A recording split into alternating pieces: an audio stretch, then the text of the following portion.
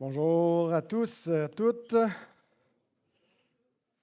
Alors, à main levée, qui a lu le psaume 44 hier ou ce matin dans ses dévotions? Vous allez être plus bénis.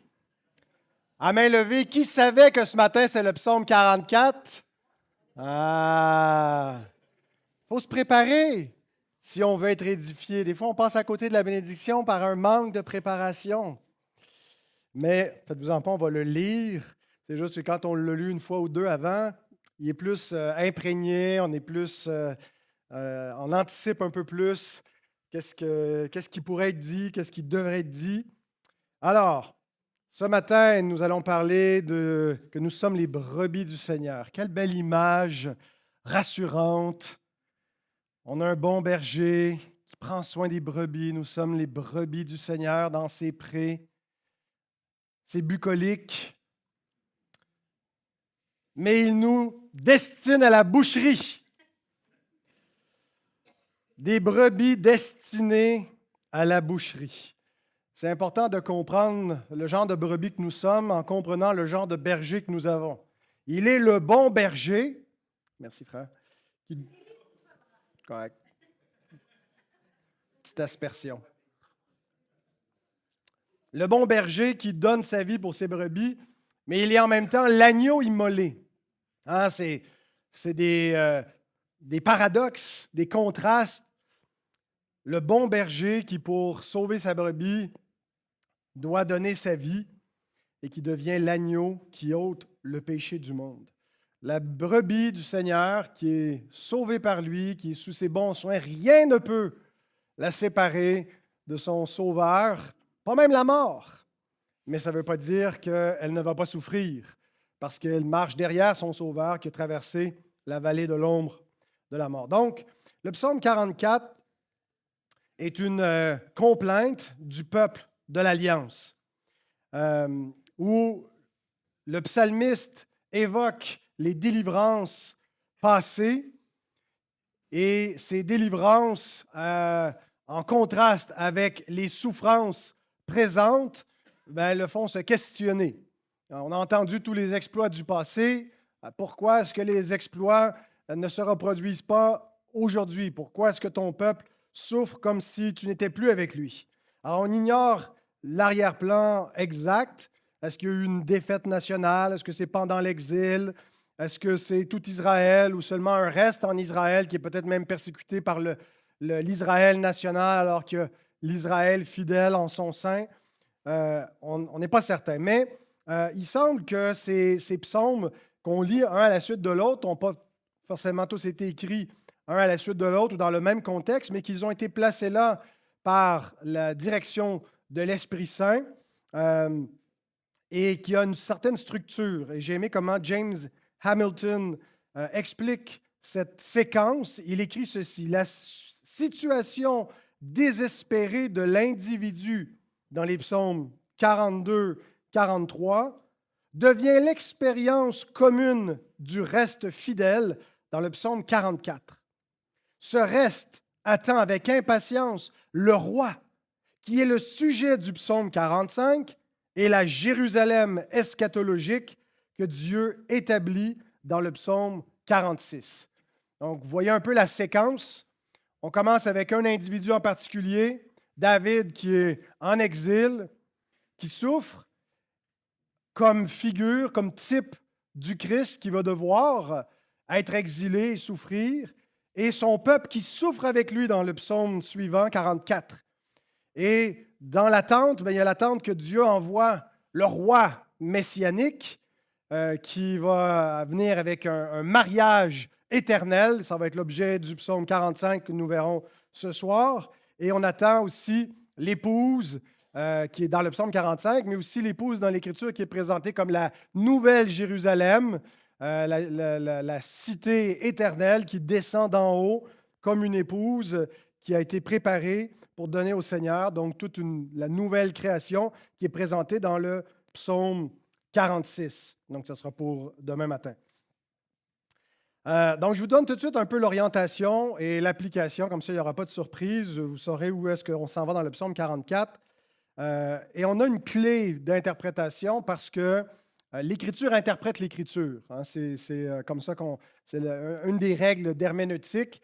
Ce n'est pas l'Église qui donne son sens à l'Écriture, ce n'est pas le lecteur qui donne son sens à l'Écriture, où chacun y trouve son sens, puis ça devient quelque chose de purement relatif, subjectif, qu'on prétend être éclairé ou interprété par l'Esprit.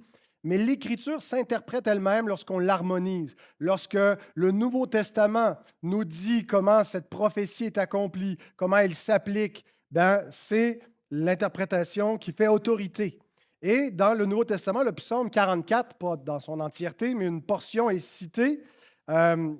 C'est dans Romains chapitre 8, où il est justement question que nous sommes des brebis destinées à la boucherie. C'est à cause de toi qu'on nous mène à la boucherie. On va voir donc ce verset.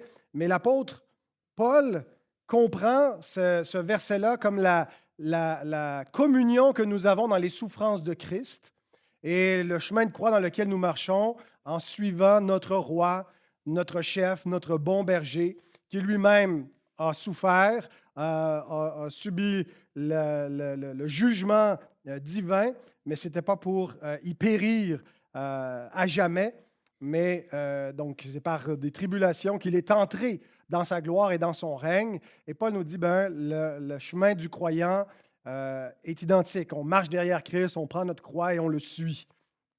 Et donc, même s'il cite un seul verset, et souvent c'est ce que font les auteurs du Nouveau Testament, ils citent un seul verset un peu pour nous indiquer la provenance, mais ça ne veut pas dire à chaque fois que c'est ce seul verset qui s'applique. C'est un peu comme l'entièreté du psaume auquel il se réfère, le psaume 44, pour qu'on l'interprète à la lumière de la croix de Christ et qu'on comprenne qu'en tant que peuple de Christ, nous sommes des brebis destinées à la boucherie parce que nous suivons un Messie crucifié dans ce monde avant d'être glorifié à la résurrection. Elle est déjà commencée, cette résurrection, parce qu'il est le premier-né d'entre les morts, mais nous devons encore attendre. Nous sommes encore dans la phase boucherie avant d'entrer dans la phase de la gloire éternelle.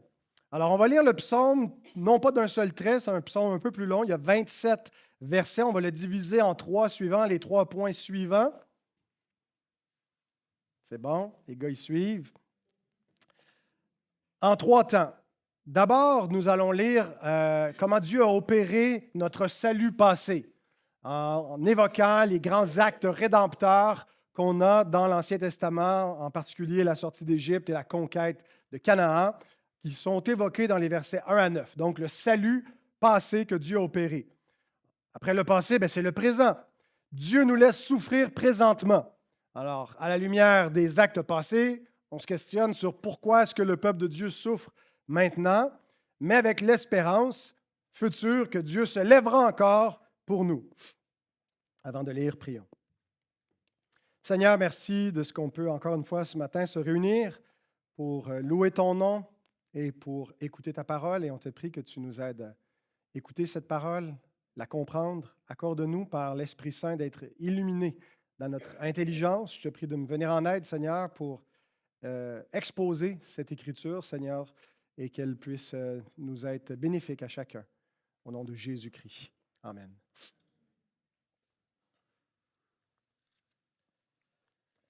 Alors, commençons cette lecture où nous continuons à exposer le trésor des fils de Corée. Au chef des chantres, des fils de Corée, cantique. Ô Dieu, nous avons entendu de nos oreilles, nos pères nous ont raconté les œuvres que tu as accomplies de leur temps, au jour d'autrefois. De ta main, tu as chassé des nations pour les établir. Tu as frappé des peuples pour les étendre. Car ce n'est point par leur épée qu'ils se sont emparés du pays. Ce n'est point leur bras qui les a sauvés, mais c'est ta droite. C'est ton bras. C'est la lumière de ta face. Parce que tu les aimais. Ô Dieu, tu es mon roi. Ordonne la délivrance de Jacob. Avec toi, nous renversons nos ennemis. Avec ton nom, nous écrasons nos adversaires.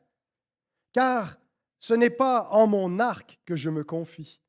Ce n'est pas mon épée qui me sauvera, mais c'est toi qui nous délivres de nos ennemis et qui confond ceux qui nous haïssent. Nous nous glorifions en Dieu chaque jour et nous célébrerons à jamais ton nom. Pause. Donc voilà notre première strophe. On ne va pas continuer tout de suite la lecture. On est d'abord dans le salut que Dieu a opéré dans le passé. Et comme le psalmiste, nous aussi, nous avons entendu de nos oreilles, il nous a été raconté, nous avons lu dans le registre scripturaire les exploits des jours passés, ce que Dieu a accompli. Alors ici, le texte fait référence à la sortie d'Égypte sous Moïse, comment Dieu a libéré son peuple, affranchi du joug de la servitude, de l'esclavage auquel les Égyptiens les réduisaient, et comment ensuite, au travers à peu près un long périple au désert, il les a fait entrer dans le pays qu'il avait promis à Abraham de donner à sa descendance lorsqu'il deviendrait une grande nation. Et l'auteur rappelle que, en fait, ce n'est pas par leur propre force, ce n'est pas par le pouvoir de l'épée qu'ils l'ont conquis, bien qu'ils ont utilisé l'épée et les bâtons et la puissance militaire, mais c'est Dieu qui leur a donné ce pays, qui marchait devant eux, et que quand ils ont été infidèles, ils ont eu des reculs, mais lorsqu'ils ont été fidèles à Dieu, lui-même marchait devant eux pour faire fuir les ennemis et leur redonner la terre promise. Mais c'est la façon aussi dont l'auteur interprète ces actes du passé avec un langage qui les présente comme des actes rédempteurs, pas seulement une conquête militaire quelconque, mais des événements qui sont interprétés dans le reste de l'Écriture comme étant des types de la rédemption que nous avons en Christ. Quand on parle de l'Exode, par exemple, la rédemption que Jésus accomplit est présentée aussi comme un exode. Il y a ce mot-là d'ailleurs, exodus, dans l'évangile de Luc, lorsque Moïse et Élie apparaissent à Jésus sur la Sainte Montagne où il est transfiguré et qu'il parlait de son départ, c'est le mot exodus. Il parlait de l'exode qu'il allait opérer, du chemin hors de la route qui allait amener le peuple hors de la servitude. Donc, la servitude en Égypte est une typologie de la rédemption que le grand Moïse, le vrai Moïse, Jésus, allait accomplir par sa mort et sa résurrection. Et le langage qu'on retrouve au début, dans cette première strophe du psaume 49, est salvifique. Il ne parle pas seulement qu'ils sont sortis de l'Égypte ou qu'ils ont juste été délivrés de l'esclavage, mais ils ont été sauvés. Hein? Sauvés, c'est fort comme terminologie. Hein? Ça évoque le salut. Ils ont été rachetés de leurs ennemis. Pourquoi? Parce qu'il les aimait. Ce n'est pas parce qu'ils étaient des justes, mais c'est l'amour de Dieu qui a causé leur salut, qui les a affranchis de la servitude. Ils ont été délivrés. Et surtout, comment ce langage est connexe avec le salut par grâce, c'est que ce n'est pas eux-mêmes qui se sont sauvés, qui se sont affranchis des Égyptiens, qui ont conquis le pays promis, qui est un symbole de la nouvelle création, les nouveaux cieux, la nouvelle terre. Mais Dieu seul est l'auteur de ce salut. Eux, qu'est-ce qu'ils ont fait? Ils ont cru en leur Dieu. Ils ont eu confiance. Donc, ce n'est pas par leurs armes, mais c'est par la foi en Dieu. Donc, ces actes passés étaient un type du salut par la grâce seule, par la foi seule, pour la gloire de Dieu seul. Donc, vraiment, les grands sauts-là de la réforme protestante sont, en quelque sorte, présentés ici pour nous. Dieu nous a sauvés, pas parce qu'on était meilleurs ou plus justes ou qu'on le méritait, mais par amour, par grâce seule, sola gratia, sola fide, par la foi seule, on a eu confiance en lui. Et pour sa gloire seule, nous nous glorifions en Dieu chaque jour et nous célébrons à jamais son nom. À lui la gloire. Donc, un peu comme le psalmiste, nous aussi, on regarde en arrière et on croit dans le même Dieu pour notre salut présent. On croit qu'il a accompli ces grands actes rédempteurs qui anticipaient l'ultime et dernière rédemption en Christ. Et nous avons confiance en lui. Ce qui nous amène à la deuxième strophe, au présent. On a vu le passé, ce que Dieu a fait au présent. Verset 10. Cependant, il y a un changement. Voici tout ce qui était vrai. Cependant, tu nous repousses. Tu nous couvres de honte. Tu ne sors plus avec nos armées. Tu nous fais reculer devant l'ennemi. Et ceux qui nous haïssent enlèvent nos dépouilles. Tu nous livres comme des brebis à dévorer. Tu nous disperses parmi les nations. Tu vends ton peuple pour rien. Tu ne l'estimes pas à une grande valeur. Tu fais de nous un objet d'opprobre pour nos voisins, de moquerie et de risée pour ceux qui nous entourent. Tu fais de nous un objet de sarcasme parmi les nations et de hochement de tête parmi les peuples. Ma honte est toujours devant moi et la confusion couvre mon visage. À la voix de celui qui m'insulte et m'outrage, à la vue de l'ennemi et du vindicatif. On va arrêter ici la lecture. On va lire cette deuxième strophe en deux temps. Mais déjà ici, ce qui est frappant, c'est que Dieu est le sujet de tous les verbes. Ce n'est pas l'ennemi, c'est Dieu qui nous repousse. Tu nous couvres de honte. Tu ne sors plus avec nos armées. Tu nous fais reculer devant l'ennemi. Tu nous livres comme des brebis à dévorer. Tu nous disperses parmi les nations. Tu vends ton peuple pour rien. Tu ne l'estimes pas à une grande valeur. Tu fais de nous un objet d'opprobre, de moquerie, de risée, de sarcasme parmi les nations. Quel genre de Dieu fait ça à son peuple? Le Dieu souverain, tout-puissant, qui est au ciel et qui fait tout ce qu'il veut. Le Dieu qui n'a de compte à rendre à personne, qui ne s'explique pas et ne se justifie pas à l'homme.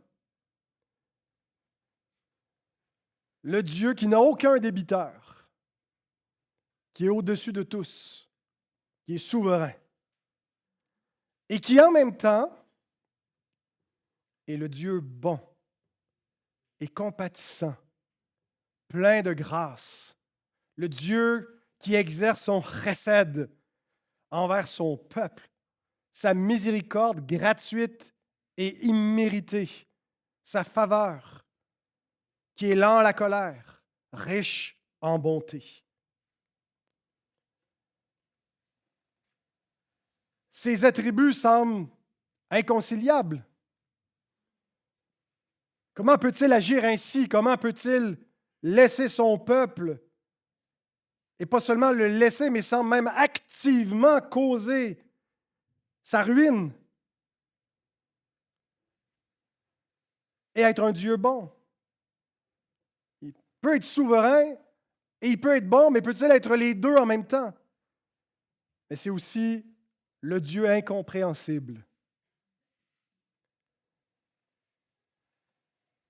C'est ce que Paul nous dit dans Romains 11, que les jugements de Dieu sont incompréhensibles, que ses voies sont insondables.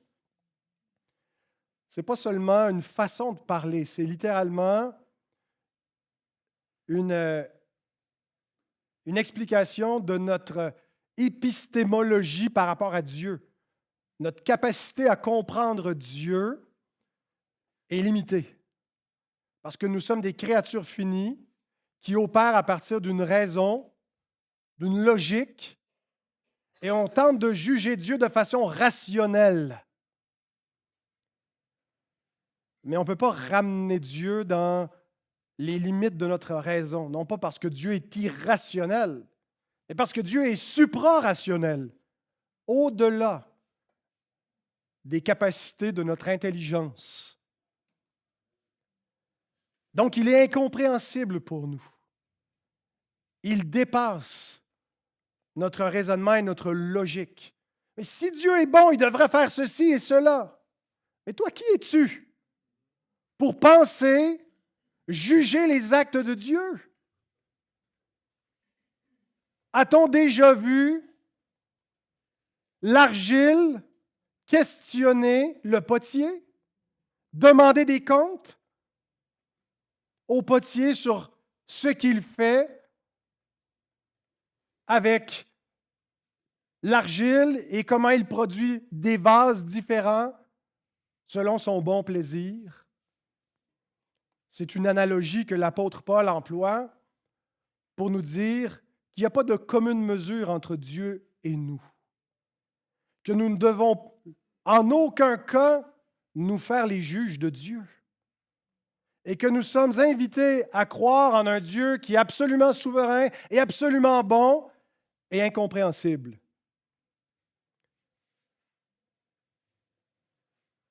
Karl Heinrich Rieger écrit à ce propos, ce psaume, le psaume 44, montre bien en effet combien les voies de Dieu sont mystérieuses. Dieu est un Dieu qui se cache. Et lors même que nous avons la foi, nous ne devons pas nous imaginer qu'il soit en quelque manière toujours à notre disposition. C'est par des détours, par des chemins en apparence contraires qu'il arrive au but. Et quand nous le voyons renverser ce que lui-même a construit, nous devons croire que son royaume ne souffre pourtant aucune perte. C'est ce que nous voyons par excellence dans le scandale de la croix. Comment Dieu peut-il mettre à mort le prince de la vie pour exécuter son règne? Et c'est pourtant ce qu'il fait. Et ça nous paraît évident quand on comprend la nécessité de la croix, mais Dieu nous donne des témoignages un peu du scandale de la croix au temps d'Abraham, quand il lui a promis un fils en qui toutes les familles de la terre seront bénies et que ça prend des années avant que ce fils promis lui soit enfin donné. Et une fois que Dieu lui donne miraculeusement, Abraham doit l'immoler. Et Abraham ne comprend pas. Et Dieu ne se justifie pas. Il le met à l'épreuve. Et Abraham croit en Dieu et lui fait confiance. Et il sait que si Dieu détruit même ce qu'il a établi, il a la puissance pour ramener les morts à la vie et accomplir sa promesse d'une façon qui dépasse l'entendement humain. Et nous avons là une figure de la résurrection, de ce que Dieu entendait faire avec le fils promis d'Abraham, qui ultimement n'était pas Isaac, mais Jésus. Le fils promis en qui toutes les familles de la terre seront bénies, va mourir sur la croix. Et ce psaume 44, avec beaucoup d'autres psaumes, nous parle du scandale de la croix, de brebis livrées à la boucherie, avec en tête un bon berger livré à la mort. Et le croyant est scandalisé. Le croyant est bouleversé. Il se dit, où est Dieu? Pourquoi agit-il ainsi? Le psaume continue de la manière suivante, au verset 18. Tout cela nous arrive sans que nous t'ayons oublié, sans que nous ayons violé ton alliance. Notre cœur ne s'est point détourné. Nos pas ne se sont point éloignés de ton sentier pour que tu nous écrases dans la demeure des chacals et que tu nous couvres de l'ombre de la mort. Si nous avions oublié le nom de notre Dieu et étendu nos mains vers un Dieu étranger, Dieu ne le saurait-il pas, lui qui connaît les secrets du cœur? Le psalmiste est presque en train de dire, Dieu est infidèle. Il nous livre à nos ennemis. Il nous fait reculer. Il vend son peuple pour rien. Il détruit son héritage. Mais nous sommes restés fidèles. Nous n'avons pas transgressé son alliance. Si nous étions allés vers d'autres dieux, Dieu l'aurait su et ce serait mérité, mais ce n'est pas le cas. Nous sommes demeurés attachés à lui, à son alliance, à sa parole.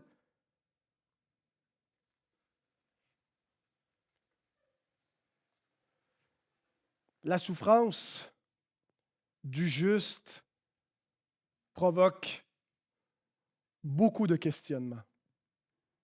Et parfois, dans nos petits bobos, on est un petit peu bouleversé, mais c'est pas si mal. Mais quand la souffrance est à son paroxysme, quand, comme Job, Dieu nous enlève tout, alors qu'on lui était fidèle, on a des questions pour Dieu. Le mal, dans le temps présent, pose un vrai problème moral. Comment le Dieu souverain, juste et bon peut-il faire ça? Et souvent, on se demande, est-ce que j'ai le droit même de questionner Dieu? Ou je dois juste fermer ma boîte et encaisser le coup? Comment ne pas devenir amer? Comment ne pas devenir incrédule? Et cesser de croire dans la bonté de Dieu.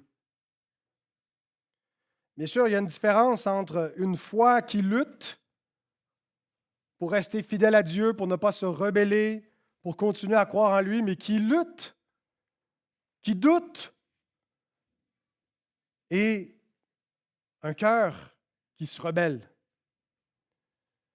Dans certains milieux, confessants, on enseigne qu'il faut parfois pardonner à Dieu.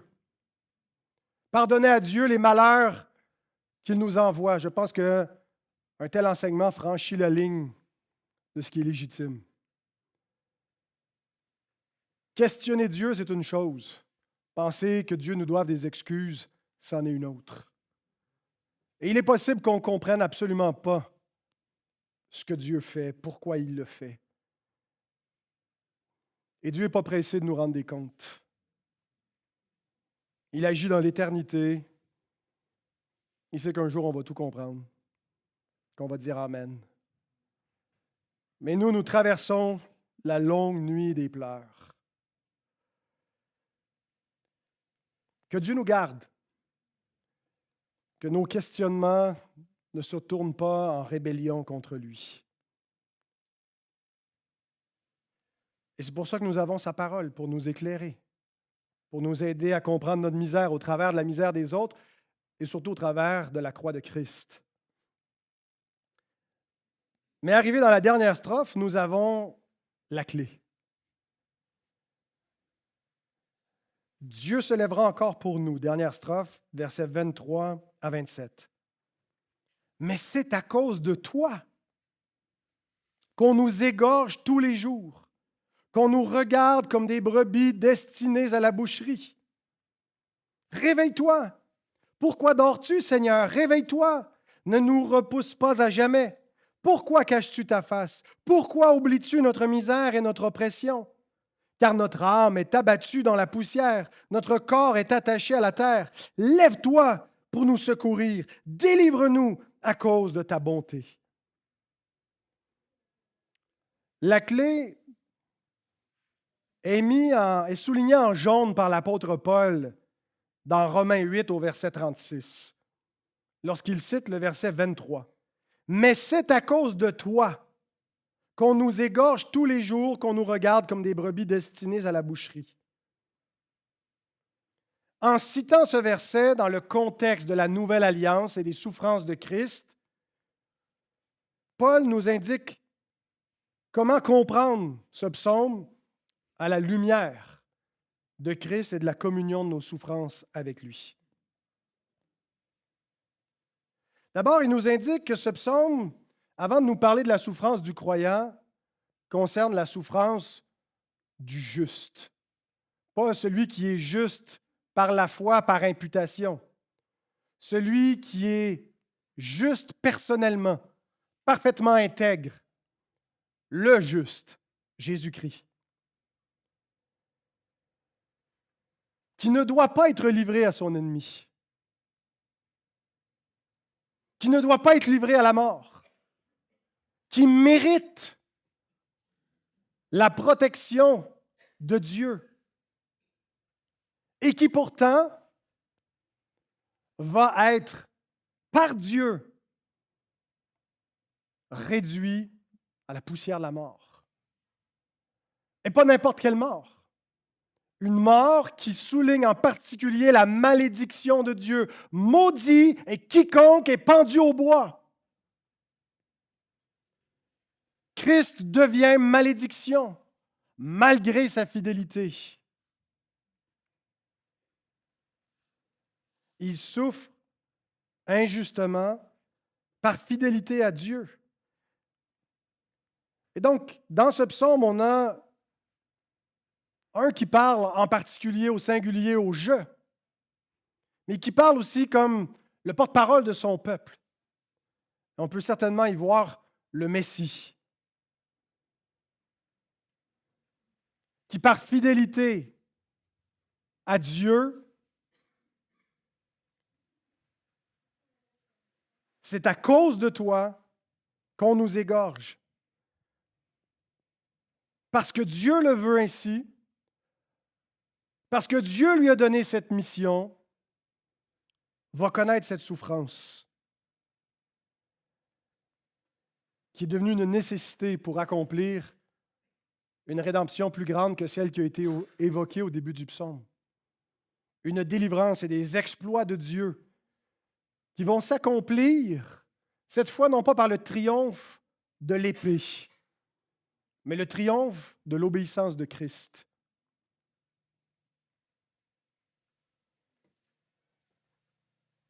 Dieu va accomplir un salut différemment.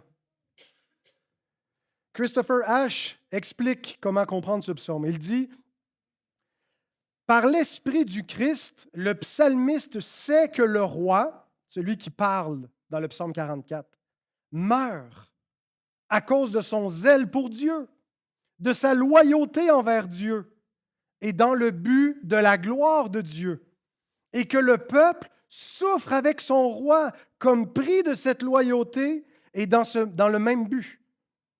Leurs souffrances ne sont pas une punition pour leurs péchés, mais une cicatrice de guerre à porter avec honneur. » Paul explique aux chrétiens qui se questionnent, mais si Jésus est le roi de l'univers, s'il a reçu toute autorité et tout pouvoir dans le ciel et sur la terre, s'il est plus élevé que l'empereur César de Rome, comment se fait-il que nous souffrions?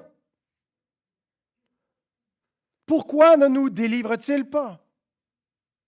Si tout lui a été soumis, pourquoi encore la tribulation, la maladie, les épreuves, l'angoisse, l'anxiété et toutes les formes de tribulation que nous connaissons encore? Et Paul dit, vous devez comprendre ceci à la lumière de ce qui a été écrit. Jésus est ce roi qui parle dans le psaume 44. Qui est demeuré fidèle à Dieu et pour la gloire de Dieu et par loyauté envers son Père, son Dieu, souffre jusqu'à la mort. Et nous sommes ses troupes, le reste fidèle, l'Israël de Dieu, souffrant aux côtés de son roi. Et Paul nous dit ceci dans ce chapitre de Romains 8, au verset 17. « Or, si nous sommes enfants, nous sommes aussi héritiers, héritiers de Dieu et co-héritiers de Christ, si toutefois nous souffrons avec lui, afin d'être glorifiés avec lui. » Donc Paul dit, loin de voir la souffrance du croyant comme un abandon de Dieu ou une punition, vous devez comprendre votre souffrance comme une marque de salut, d'appartenance, qui démontre votre loyauté et votre attachement à Christ. Et nos cicatrices de guerre, dans cette guerre spirituelle, incluent la tribulation, l'angoisse, la persécution, la faim, la nudité, le péril, l'épée. C'est ce que Paul énumère dans Romains 8. Qu'est-ce qui nous séparera de l'amour de Dieu, sa race, ainsi de suite. Et on pourrait y ajouter et compléter la liste. Nos luttes contre la tentation. Alors, vous dites, je ne souffre pas la persécution, mais parce que je suis croyant, je décide de marcher avec loyauté et fidélité envers le Seigneur. Donc, je vais renoncer à moi-même. Ça implique une souffrance, la mortification de la chair, renoncer à soi, combattre nos mauvais désirs, l'orgueil, les convoitises. Ces luttes sont souffrantes, demandent la persévérance et ne sont pas immédiatement et toujours récompensées. Parfois, nous obéissons à Dieu, il n'en résulte pas automatiquement une récompense. Plus d'humiliation. Mais tout cela, c'est la vie d'un sacrifice vivant qui démontre que nous lui appartenons. C'est à cause de toi, mon Dieu, que j'accepte de souffrir tout cela. C'est à cause de toi que nous sommes comme des brebis qu'on mène à l'abattoir. Ailleurs, l'apôtre Paul, dans Philippiens 3, je pense que je ne l'ai pas gardé dans le diaporama, écrit « Je connaîtrai Christ et la puissance de sa résurrection et la communion de ses souffrances en devenant conforme à lui dans sa mort pour parvenir, quoi qu'il arrive, à la résurrection d'entre les morts. » Il nous parle ici de la conformité à Christ dans sa mort, qui est le chemin nécessaire par lequel le croyant doit passer pour parvenir avec Christ dans la résurrection. Alors, ce n'est pas l'idée qu'on gagne notre ciel, qu'on le mérite, mais c'est plutôt l'idée que c'est par beaucoup de tribulations qu'il nous faut entrer dans le royaume des cieux, parce que c'est le chemin étroit, le chemin resserré, la porte étroite qui mène à la vie. Et il y en a peu qui passent par là. Ce n'est pas un chemin facile, la vie chrétienne. Et c'est ce que nous rappelle le psaume 44. Bien qu'il nous donne la bénédiction de la vie éternelle, elle vient avec souffrance et tribulation dans la vie présente. Et donc, pour pouvoir entrer dans la gloire, nous avons besoin de crier à l'Éternel pour tenir bon. La dernière strophe nous dit « C'est à cause de toi », nous donne un peu la clé. C'est par solidarité envers Dieu et par attachement à Christ et à son plan de rédemption en Christ que nous souffrons ainsi. Mais tout de suite après, il ajoute « Réveille-toi ». Pourquoi dors-tu, Seigneur? Réveille-toi, ne nous repousse pas à jamais. On a ici le cri de la foi, l'assurance de la foi et le fondement de la foi. Mes trois applications pour terminer. Le cri de la foi. Ce chemin étroit nécessite que nous crions à Dieu régulièrement, quotidiennement. Jésus dit que les élus crient à Dieu jour et nuit. Fais-nous justice, secours-nous.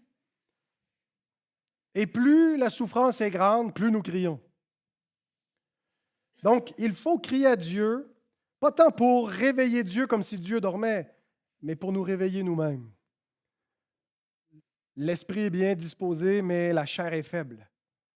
Et ce n'est pas seulement dans le sens du sommeil physique, mais souvent du sommeil spirituel que cette réalité nous afflige.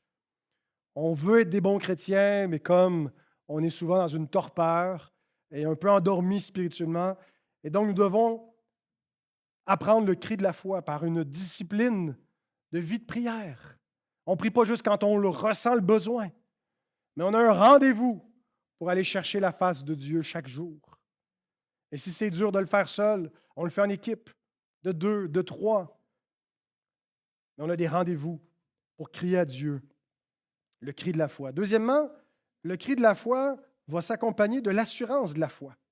Si on ne crie pas à Dieu, la foi est assaillie par les doutes. Ah, Dieu dort. Dieu m'a abandonné. Dieu est infidèle. Et là, on interprète mal le monde actuel, l'injustice qui semble triompher, les souffrances que nous traversons. Mais lorsque nous avons le cri de la foi, l'assurance de la foi vient en disant, ce qu'on voit dans le psaume 121, verset 4, « Il ne sommeille ni ne dort, celui qui garde Israël. » Alors quand on dit à Dieu, « Réveille-toi », on sait qu'il ne dort pas.